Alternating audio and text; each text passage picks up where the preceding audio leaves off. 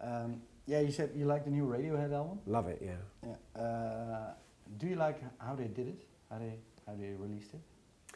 I'm not sure. To be honest, it seems to me the music on the record has slightly been overshadowed by the way they did it, and I totally understand why they tried to do it. I think it was an interesting experiment. For me, making an album still is and will always be about something you can hold in your hand, something tangible, something beautifully packaged. I still love that, and I guess I get that from, I grew up at the kind of tail end of the great vinyl era, when albums still could be beautifully packaged and gatefold sleeves and lyric sheets and matte, beautiful matte kind of finished paper and spot varnish and all the beautiful stuff you could do with packaging, fold out sleeves, post, all this stuff. Do you have a favorite album cover from that time? Sleeve? In terms of being elaborate, I'm not sure about the most elaborate ones. I mean, I love, great classic gatefold album sleeves. Like for me, the first Black Sabbath album, for example, that image is still one of my favourite albums of covers of all time.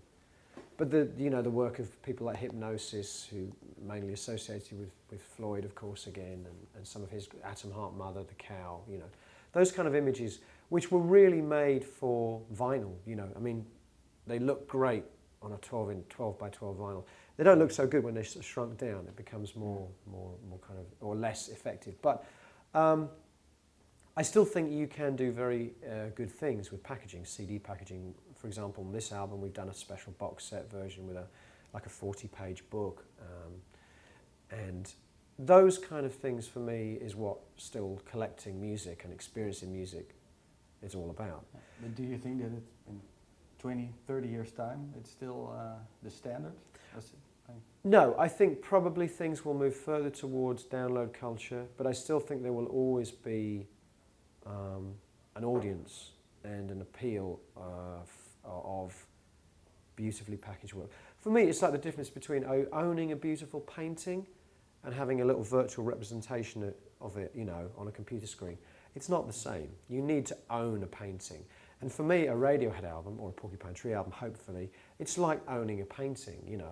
So I've bought the special Radiohead disc box version, £40, and you get the beautiful book and the 2 CDs. For me, that's the Radiohead album. What I've downloaded off the internet is kind of like a temporary version, but I don't feel like I've bought that record, even though I paid for it. I don't feel I bought that record until I can hold it in my hands and experience it in a kind of tangible, tactile way, And I know I'm not the only one. I know there is a lot of people out there still that love the experience of collecting and buying and holding a piece of art in their hand. Yeah.